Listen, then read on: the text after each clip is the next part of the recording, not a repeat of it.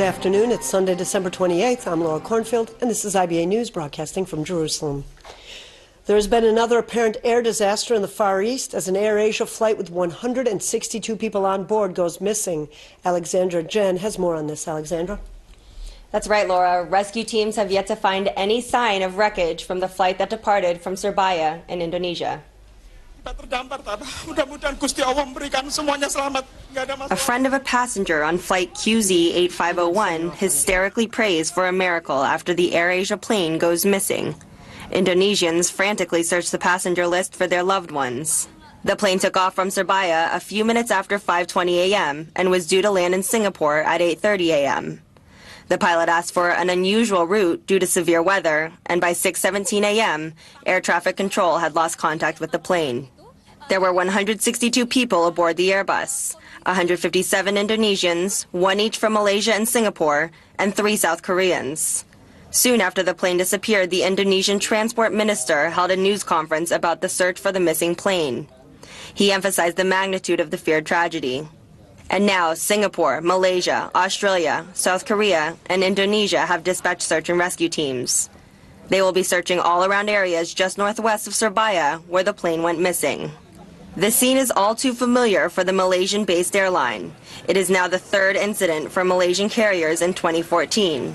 However, it is the first accident for the budget airline AirAsia.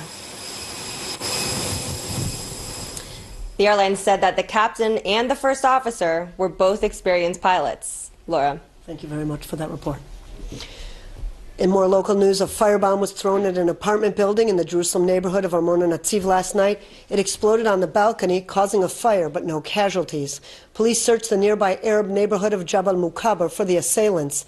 This occurred as the Shin Bet announced the arrest of 2 Palestinians on suspicion of carrying out the firebombing of an Israeli car on Thursday, in which 11-year-old Ayala Shapiro was critically wounded and her father Avner lightly injured. During questioning, the 2 suspects, including one who is a 16-year-old minor, confessed to carrying out the attack near the settlement of Ma'aleh Shomron in Samaria. According to the army, the 2 men waited on the side of the road and then lit and threw the firebomb as the victim's car passed by. Police are still searching for the attacker of 2 border policemen near the Lions Gate in Jerusalem's Old City on Friday.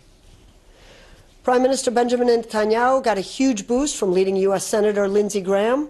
The visiting South Carolina Republican said that Congress will follow Israel's lead on the Iranian issue and will punish the Palestinian Authority if it goes to the UN to unilaterally seek recognition of statehood. I agree with the Prime Minister of Israel when he says that the Hamas regime does everything they can to kill children, and the IDF does everything they can to avoid killing Palestinian children. They fire rockets and hope they land in schools. You attack the enemy trying to avoid collateral damage to civilians. The Congress clearly sees the difference between the tactics of Hamas and the democracy called Israel, and the international community seems to be a bit confused. So here's what you can expect in January when the new Congress reconvenes. Mr. Prime Minister, of all the leaders in the entire world, you've had the most consistent message regarding Iran. Beware of the Iranians. They lie, they cheat. To those who believe the Iranians have not been trying to develop a nuclear weapon, if you come to America, you should not be allowed to drive on our highways. Clearly, this regime, for years, has been deceiving the international community, have been trying to pursue, in my view, a nuclear weapon. I would love nothing better than a diplomatic solution to the Iranian nuclear ambitions. I support the administration's effort to try to bring this to a peaceful conclusion. But you, above all others, have said that sanctions are what got Iran to the table, and it will be the only thing that brings them to a deal that we can all live with. I'm here to tell you, Mr. Prime Minister, that the Congress will follow your lead. In January of next year, there will be a vote on the Kirk-Menendez bill, bipartisan sanction legislation that says if Iran walks away from the table, sanctions will be reimposed. If Iran cheats regarding any deal that we enter into with the Iranians, sanctions will be reimposed. It is important to let the Iranians know that from an American point of view, sanctions are alive and well. So we will be following your counsel and advice. Congress will pursue sanctions with a vigor. As to the United Nations and the Congress, you will see the following. There will be a violent pushback if there's any effort by the UN Security Council to set the terms of peace negotiations, avoiding direct talks. President Obama in 2011 said the United Nations was not the right venue when it came to discussing the peace process and reaching a two-state solution. I agree with what President Obama said in 2011. Any effort by the French, the Jordanians, or anyone to avoid direct negotiations between the Israelis and the Palestinians over the peace process, anyone who tries to take this to the UN Security Council, there will be a violent backlash by the Congress that could include suspending funding to the United Nations. We will not sit back and allow the United Nations to take over the peace process. So on behalf of the American Congress, the people of South Carolina, I am honored to be in your country yet again. And what brings me here so many times is common and shared values and common and shared enemies. The fate of one country determines the fate of the other. Prime Minister Netanyahu today told the cabinet that the United Nations is turning a blind eye to Palestinian incitement against Israel while supporting Ramallah's unilateral statehood bid. IBA's Eli Walgalanter follows cabinet developments and also brings us the latest on political developments. Good evening. At the start of the weekly cabinet meeting this morning, Prime Minister Netanyahu addressed the dual threat of Iran and the Palestinian Authority that they pose to Israel's security. Netanyahu condemned the UN for not responding to a PA official who said he is, quote, excited by Iranian directives to send weapons to the West Bank, and Netanyahu said that Iran is increasing efforts to deepen its terrorist activities there. The Prime Minister quoted a Palestinian envoy as saying the Zionist entity is an aggressive, cancerous growth that sooner or later must be eliminated. Netanyahu emphasized that these were not the words of a Hamas representative, but rather that of the Palestinian Authority's official in Iran. Quote, now what does the UN do in response? Netanyahu asked. Instead of dealing with this incitement, he gives it a place of honor, the same incitement that leads in the end to the terror acts that we have experienced lately. He then went on to attack the UN for moving forward with a unilateral Palestinian resolution in the Security Council, whose aim is to impose a solution on Israel that will establish a second Hamastan and endanger our security. To illustrate the UN's lack of objectivity, he pointed out that its Human Rights Council passed 20 resolutions against Israel this year and only one each against Syria and Iran. Turning now to politics and the investigation into the corruption scandal allegedly involving Israel Beitenu politicians and other public officials could be widened to probe a number of ministries controlled by the party. Arrests of officials from public institutions and other organizations are expected in the near future, on top of the 31 people who have already been detained as part of the ongoing investigation.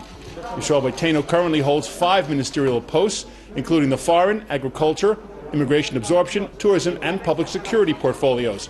Public Security Minister Yitzhak Aharonovich, who oversees the police, was reportedly not told about the probe.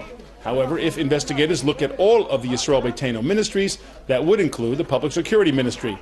Police are saying that there is no indication so far that party leader Avigdor Lieberman was involved in the alleged offenses.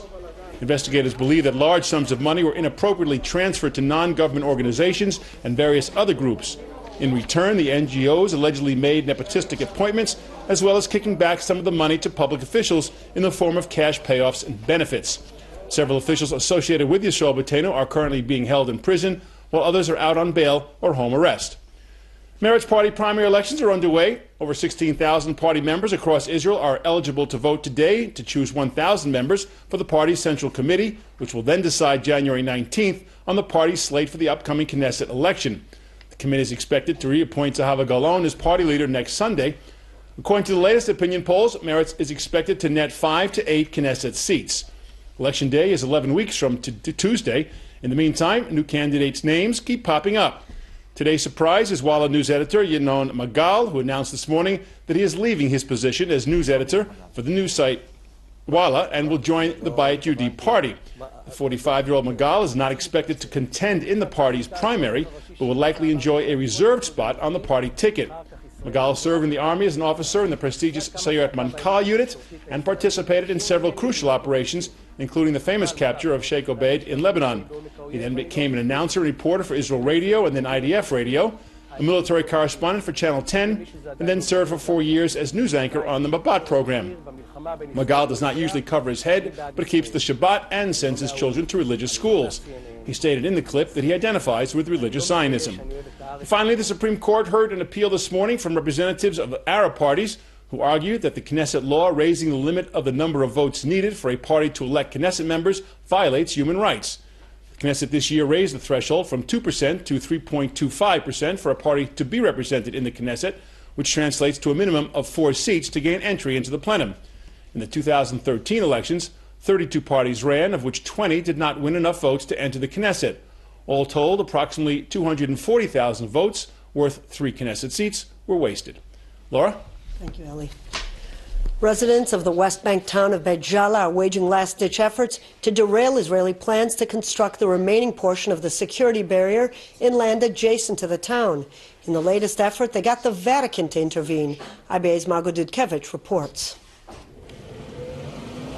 Residents of Beit Jala outside Bethlehem are waiting with bated breath for a Supreme Court ruling on the future route of the security barrier, which threatens to divide their city and confiscate large portions of land owned by some 54 local families. The court has ordered the government to explain why it is refusing to alter the route and has asked for other alternatives. Beit Jala residents say the planned fence route will cut through ancient vineyards and orchards that belong to the Crimson Monastery and adjacent Salesian nuns convent, and cut off services they give to the local school and kindergarten. Locals will require permits from the Israeli army in order to work their agricultural plots located on the other side of the barrier. The local winery that produces thousands of bottles of wine, providing jobs for dozens of local residents, will also be affected. This is a new problem. The building of the new wall around Beit Jala, thus killing Bethlehem to the maximum. For me, I consider it the last knot around the neck of Bethlehem. This wall is going to go around this area, doing 2 things. If the first thing was to confiscate more land, and we're talking about more than 3,000 dirhams, which are agricultural, green land, and mostly and critically, they are the only open space to Bethlehem Governorate. The wall will be cutting off all this place. It is a very deep slope, and I don't know how it will be implementable. There are many other options to do it. Since years and years, nothing happened in this area against the security of Israel. Then we believe that security comes from trust. When we build trust between Israelis and Palestinians, all walls would be unnecessary. Holy Father Pope Francis is concerned with Crimson Valley and is concerned about the wall. First of all, he spoke to Mr. Netanyahu about it, yes, and we had no answer so far. When Pope Francis spontaneously, without being requested by anyone, stopped near the wall in Bethlehem, it was a message, a strong message to all politicians that we don't solve the political issue through building walls, but it can be solved through building bridges of trust. The future route of the security barrier in the Beit Jala area has been debated in the courts since 2006, and all construction frozen. In the coming weeks, the court is expected to issue a ruling on whether the route of the security barrier will be built along the planned route or changed. Fearing for their future, residents in Beit Jala hope that the year 2015 will bring good tidings. Israel's Defense Ministry issued a statement saying the route of the security barrier in the Beit Jala area that consists of 1.5 kilometers is the last portion that needs to be completed in order to provide Jerusalem residents with maximum security. The ministry insisted the needs of the monastery have been taken into account. The entrance to the monastery, the convent and school will remain unchanged, and there'll be no change in the current status. Construction of the security barrier that straddles the West Bank began in 2002 during the Second Intifada to prevent suicide bombers from infiltrating into Israel. If Israel stops this wall, it can be the best Christmas present to us, and it will be a true Christmas. But if it is built, it will be really a disaster. But if the wall will be built, despite all what is said, I believe that the Israeli justice would be questioned. Margot Dudkevich, IBA News. The leader of the Black Hebrews, Ben Ami Ben Israel, is dead at age 75. The spiritual leader of so-called African Hebrew Israelites died in Dimona, leaving followers in Israel and around the world mourning his loss. Known to his followers as the Great Father, Ben Ami fell ill of malaria while traveling in West Africa about a year ago and was thought to be recovering. The community of Black Hebrews numbers over 5,000, living mainly in Dimona. Born in Chicago, Ben Ami led some 350 followers, first to Liberia in 1966 and then to Israel in 1969. The country did not accept the Black Hebrews as Jews, and they were ineligible to receive Israeli citizenship under the law of return. After years of legal struggle, the community received residency status in 2003, and in 2013, Ben Ami was granted citizenship. Ben Ami traveled widely in the U.S. and Africa, advocating a healthy, righteous lifestyle based on veganism, exercise, and strict adherence to biblical law. He is survived by 4 wives and more than 20 children. A short time ago, IBA Steve Leibowitz spoke of the legacy of Ben Ami Ben Israel with the spokesman of the Hebrew Israelite community, Ahmadiel Ben Yehuda. On arrival in '69 here, we were initially welcomed, but very quickly, within 9 months, the law of return was changed retroactively, and we lost our aliyah status. And that forced us to turn inwards in the sense that without work permits, without access to health care, without access to schooling, it forced us to develop our own institutions. So it appeared as though we were a closed community, but that was just for our survival. We had to depend on one another. We had to live communally. We had to live very close because we didn't have very many housing units, and et cetera, et cetera. Men were deported in the middle of the day at their work sites and what have you.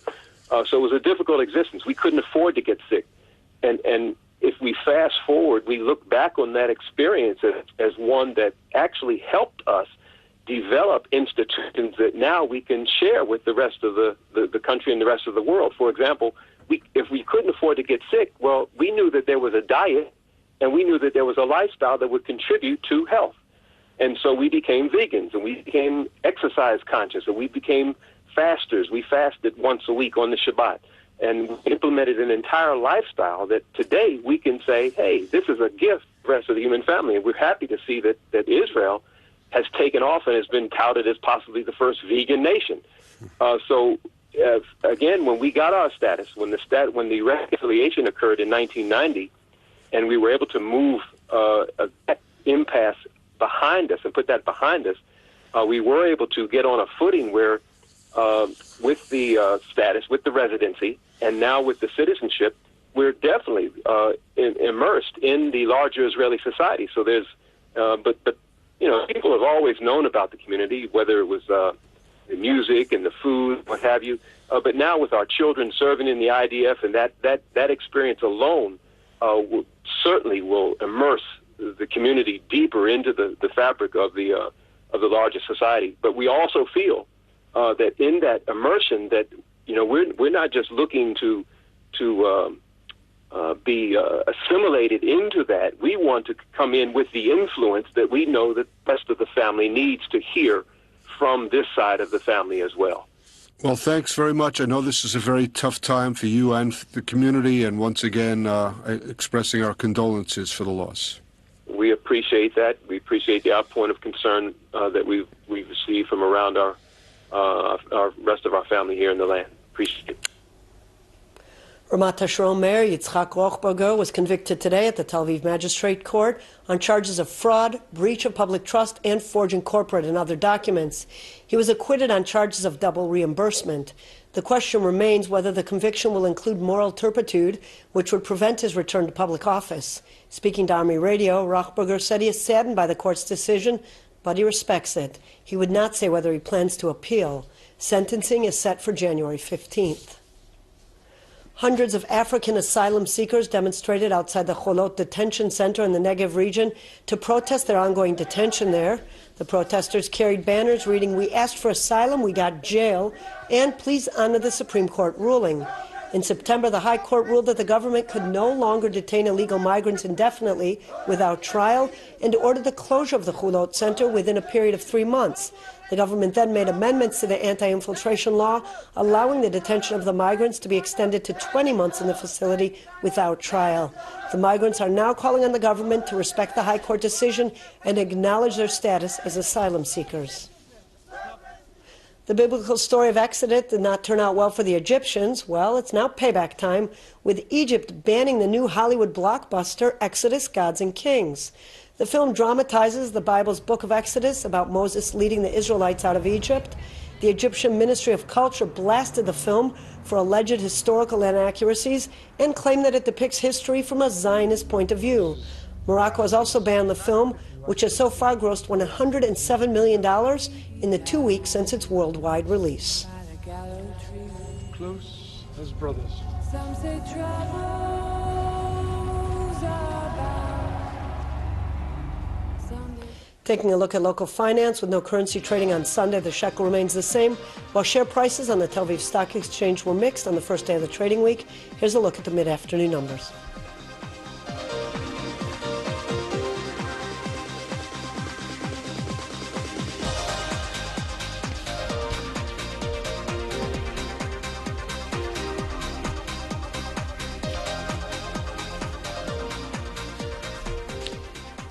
Well, a dream ski holiday in France ended for many in a nightmare, as more than 15,000 vehicles were stranded in snow along roads leading to and from resorts in the French Alps. Shelters were set up in at least 12 towns, and the French Interior Minister has asked vacationers to exercise the utmost caution and delay their trips if at all possible. The country declared an alert to deal with the crisis. One person died when his car had slid into a ravine. Other parts of Europe were struck in the snow as well. Motorists in Britain were forced to abandon their cars or were trapped for hours after being snowed in.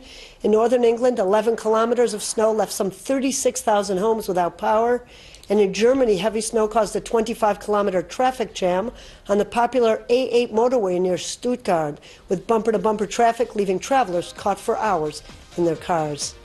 Meanwhile, here at home, the IBA weather team is predicting a slight rise in temperatures tomorrow. Here are the highs and lows for the next 24 hours at home and abroad.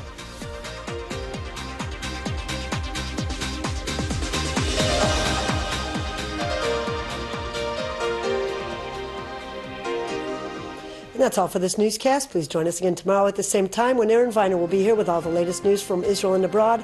I'm Laura Cornfield, wishing you a great evening and shalom from Jerusalem.